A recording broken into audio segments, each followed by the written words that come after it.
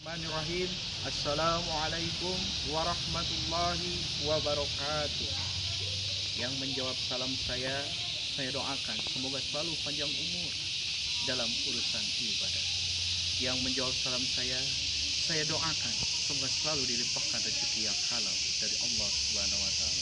Yang terpenting, yang menjawab salam saya semoga selalu mendapatkan ridho Allah untuk menempati surganya Allah. Amin ya Allah ya rabbal alamin. Alhamdulillahi rabbil alamin wa bihi nasta'inu ala umuri dunya waddin wassalatu wassalamu ala sayyidina Muhammad wa ala alihi wa sahbihi ajmain amma ba'd. Mari sejenak kita panjatkan puji dan syukur kehadirat Allah Subhanahu wa taala atas limpahan nikmat dan karunia-Nya. Kita masih bisa merasakan keindahan alam ini, kenikmatan nikmat iman dan Islam yang kita rasakan saat ini. Semoga saum kita hari ini diterima oleh Allah dan jadikan pahala kelak di yaumil akhir. Tak lupa selawat berserta salam mari kita curahkan pada junjungan Nabi kita, Nabi akhir zaman, yang insya Allah memberikan syafaatnya di yaumil akhir, yakni baginda Rasul Nabi Muhammad Sallallahu Alaihi Wasallam. Tak lupa kepada keluarganya, sahabatnya, tabi'in, hingga kita pengikutnya hingga yaumil akhir. Mohon izin yang sebesar-besarnya untuk menyampaikan materi sanlat hari ini yang bertemakan toharoh. Apa itu toharoh? Toharoh secara bahasa adalah membersihkan atau mensucikan. Toharoh menurut istilah adalah mensucikan atau membersihkan hadas dan najis. Kenapa kita harus bertoharoh? Allah berfirman dalam surat Al-Baqarah ayat 222. A'udzu billahi minasy syaithanir rajim. Bismillahirrahmanirrahim. Innallaha yuhibbut tawabina wa yuhibbul mutatahhirin. Sesungguhnya Allah menyukai orang-orang yang bertaubat dan menyukai orang-orang yang mensucikan diri. Jelas dalam firman tersebut Allah sangat menyukai orang-orang yang mensucikan diri. Hati-hati yang di rumah yang belum mandi. Bisa jadi Anda belum mensucikan diri. Jangan sampai Allah tidak suka sama yang belum mandi. Baik, ada beberapa perkara yang meliputi toharoh. Yang pertama adalah alat bersuci seperti air, debu, dan sebagainya. Yang kedua adalah kaifiyat atau cara bertoharoh. Baik, untuk selanjutnya kalian akan menyaksikan video tentang tata cara berwudu, bertayamum. Selamat menyaksikan.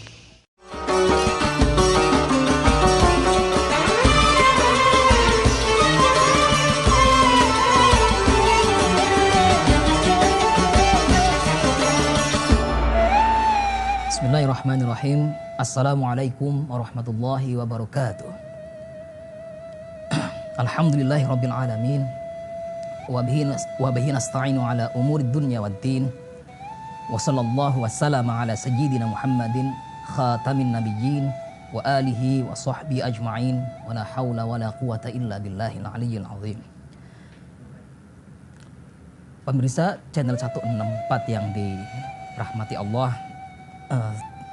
tiba kita pada ngaji Safinah sesi kali ini insyaallah akan membahas tentang bab toharoh atau bersuci, di mana kita tahu bahwasanya toharoh atau bersuci adalah bagian dari syarat sahnya sholat, ya, di mana misalnya disebutkan, ditegaskan oleh Allah dalam satu ayat, A'udzubillahi minasyaitonirrajim, Bismillahirrahmanirrahim.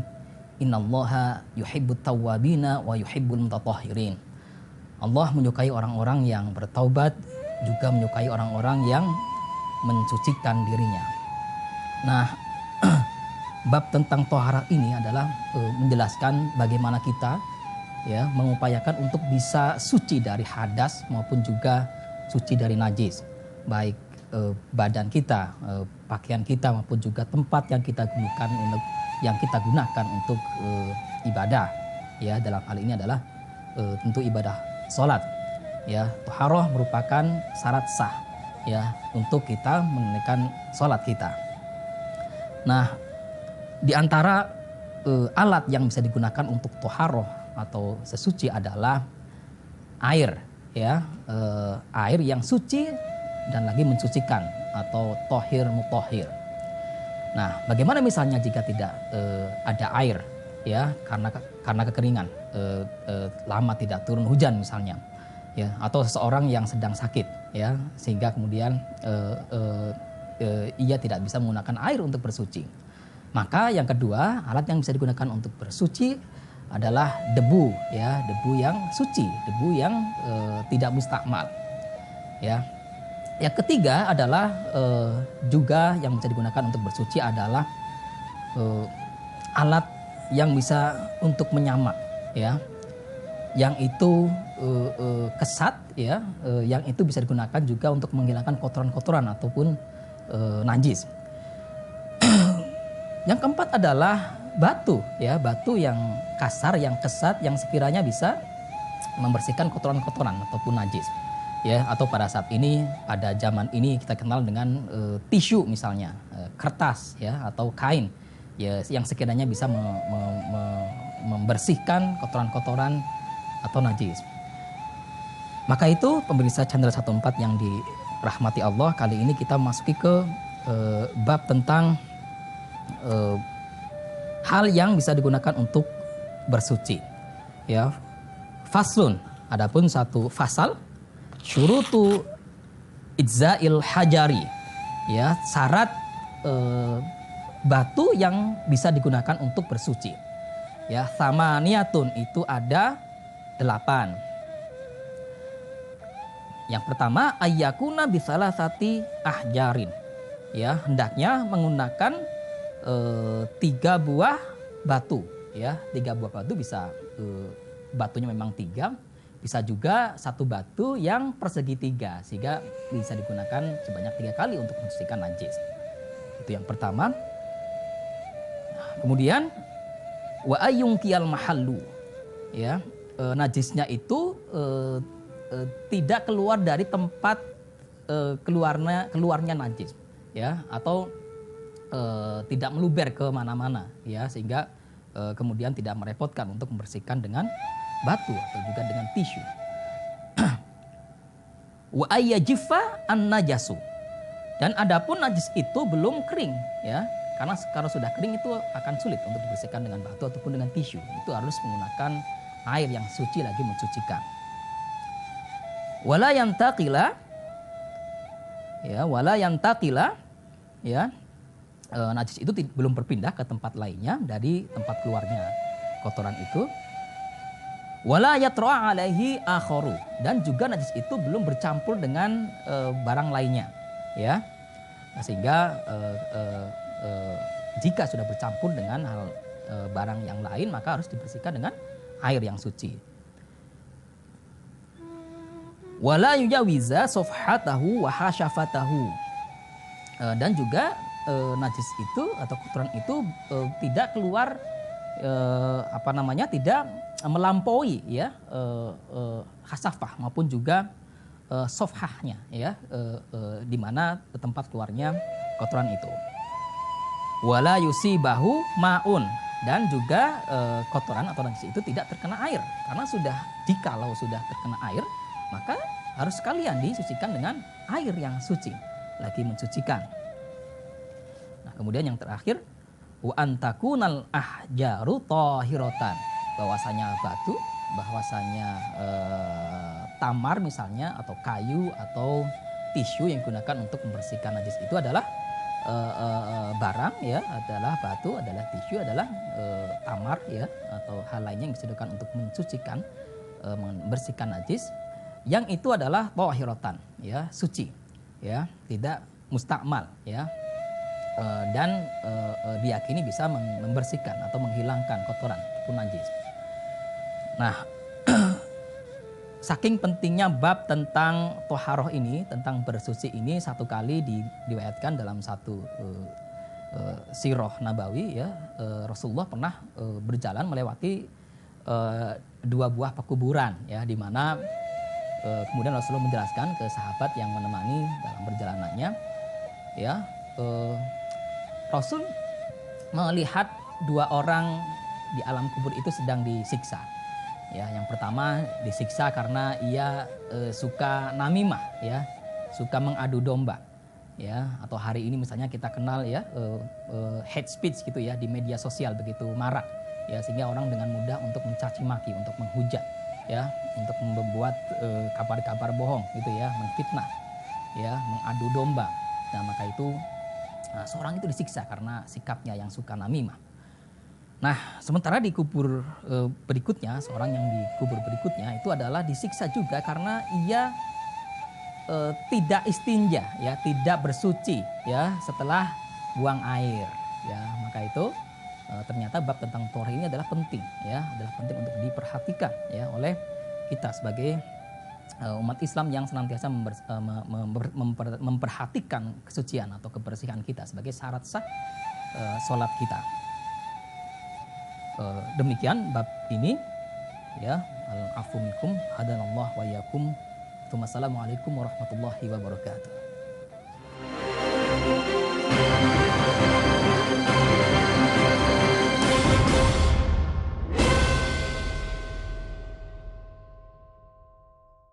Assalamualaikum warahmatullahi wabarakatuh. Bismillah walhamdulillah, salatu wassalamu ala rasulillah Sayyidina Muhammad ibn Abdillah wa ala alihi wa sahbihi wa man wala. Teman-teman sekalian, sekarang kita praktik bagaimana tata cara wudu berdasarkan apa yang diajarkan oleh baginda Nabi Muhammad SAW dan juga dari keterangan para ulama. Ketika kita mau berwudu, maka dianjurkan untuk menghadap ke arah kiblat. Setelah menghadap kiblat, maka ucapkan Bismillahirrahmanirrahim, karena memang disunnahkan oleh Nabi, kullu amrin dzibalin la yubda'u fihi Bismillahirrahmanirrahim. Maka hadapkan kita ke kiblat, kemudian baca basmalah Bismillahirrahmanirrahim. Kemudian sunnah berikutnya yang bisa kita lakukan adalah membasuh pergelangan tangan. Jadi tangan sampai pergelangan kita basuh sebanyak 3 kali. Nah, setelah itu kita lanjutkan sunnah berikutnya, yaitu berkumur-kumur yang kemudian dilanjutkan memasukkan air ke dalam hidung. Dan ini bisa dilakukan dengan 2 cara. Yang pertama adalah dengan menggabungkan, adalah memasukkan ke hidung kemudian ke mulut. Dan ini dilakukan sebanyak 3 kali. Atau kita pisah, ke mulutnya 3 kali, baru ke hidung 3 kali. Nah, itu sunnah di awal ketika kita melakukan wudu. Berikutnya adalah kita melakukan rukunnya, yang kita awali dengan niat. Kita disunnahkan untuk melafalkan niat. Nawaitul wudu'a li raf'il hadatsil asghari fardhu lillahi ta'ala. Tetapi yang wajib adalah yang ada di dalam hati. Jadi ketika kita membasuh wajah, barengkan ketika kita membasuh wajah dengan niat yang ada di dalam hati, saya berwudu karena menghilangkan hadas kecil karena Allah. Dan batas wajah itu adalah dari tempat tumbuhnya rambut sampai di bawah dagu. Sedangkan lebarnya adalah mulai dari telinga sampai telinga. Dan dianjurkan dari atas ke bawah. Kemudian jangan lupa untuk meratakan. Semua yang ada di bagian wajah wajib kita basahi semua. Jadi mulai dari ujung tempat tumbuhnya rambut sampai ke bawah juga harus basah. Kemudian dari kuping kanan ke kuping kiri juga harus basah. Setelah itu, berikutnya adalah membasuh tangan. Dianjurkan kita awali dengan tangan, kemudian sampai siku. Nah, kemudian kita ratakan. Dan ini dilakukan sebanyak 3 kali. Begitu juga dengan tangan yang kiri. Kita lakukan dari tangan sampai ke siku dan dilakukan sebanyak 3 kali. Semua yang ada di tangan, baik itu berupa daging tambahan ataupun rambut yang ada di tangan, itu wajib basah semuanya. Kemudian ada sunnah, yaitu tasbik, mengumpulkan tangan kanan dan tangan kiri. Nah, setelah itu baru kemudian kita mengusap kepala. Cara mengusap kepala, kalau dalam mazhab Syafi'i bisa kita lakukan sebagian dari kepala. Misalnya di ubun-ubun boleh, atau di bagian manapun juga boleh. Tetapi yang afdol adalah, yang utama adalah mengusap seluruh kepala semuanya. Dan ini sunnah dalam mazhab kita, mazhab Syafi'i. Seperti ini. Jadi caranya adalah setelah tangan kita basahi, maka jempol kita letakkan sebelah sini, kemudian jari tengah diletakkan sebelah sini, kemudian diputar ke belakang, langsung ke depan lagi. Dan ini dilakukan sebanyak 3 kali. Berikutnya dilanjutkan dengan sunnah berikutnya, yaitu mengusap telinga. Mengusap telinga itu adalah kita basuh tangan kita, setelah basah maka masukkan telunjuk kita itu ke bagian dalam telinga, dan kemudian kita bersihkan lipatan-lipatan yang ada di dalam telinga, lalu kita lanjutkan bagian belakang dengan ibu jari. Nah, ini kita lakukan juga sebanyak 3 kali. Nah, ini contohnya. Lakukan sebanyak 3 kali. Kemudian jangan lupa untuk memastikan bahwa telinga kita basah, ada kesunahan yaitu dengan mengusap tangan kemudian diletakkan di telinga. Itu tentang telinga. Lalu kita lanjutkan dengan membasuh kedua kaki. Dan kaki ini kita awal dari kaki kemudian sampai mata kaki. Dianjurkan dilakukan sebanyak 3 kali. Seperti ini. Kita basuh sampai sempurna. Yang kanan 3 kali, kemudian juga yang kiri sebanyak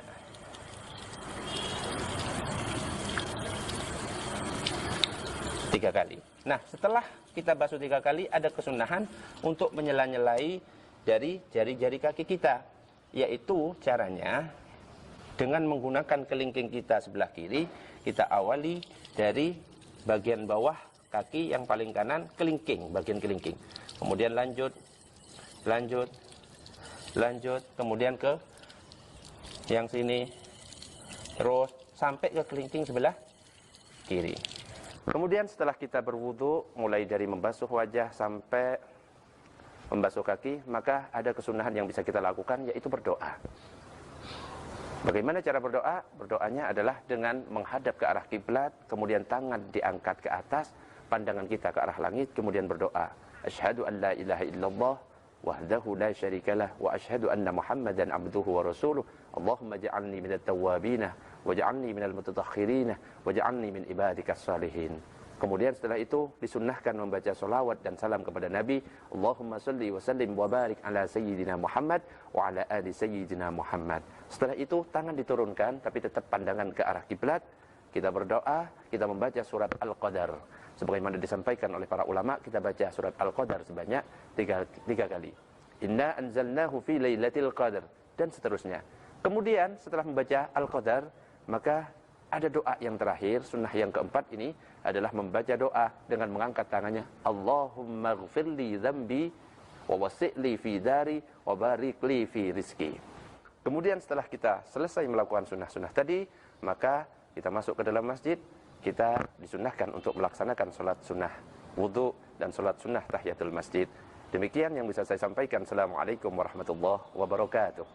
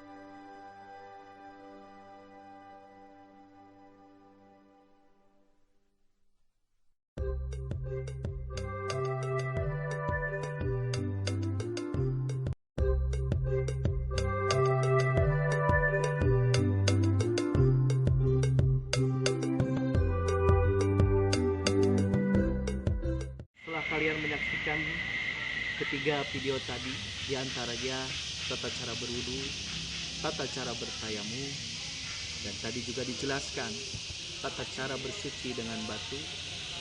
Nanti ada beberapa pertanyaan yang ditanyakan di dalam materi toharo di lembar kerja siswa. Semoga dengan materi hari ini tentang toharo, perbendaharaan ilmu kita makin bertambah dan makin membuat kita jauh lebih baik untuk beribadah kepada Allah. Yang terutama, semoga kita selalu menjadi orang yang selalu mensucikan diri, yang selalu dicintai oleh Allah selama-lamanya. Cari terus jalan kesabaran, karena jalan kesabaran akan menuntun kalian kepada surganya Allah.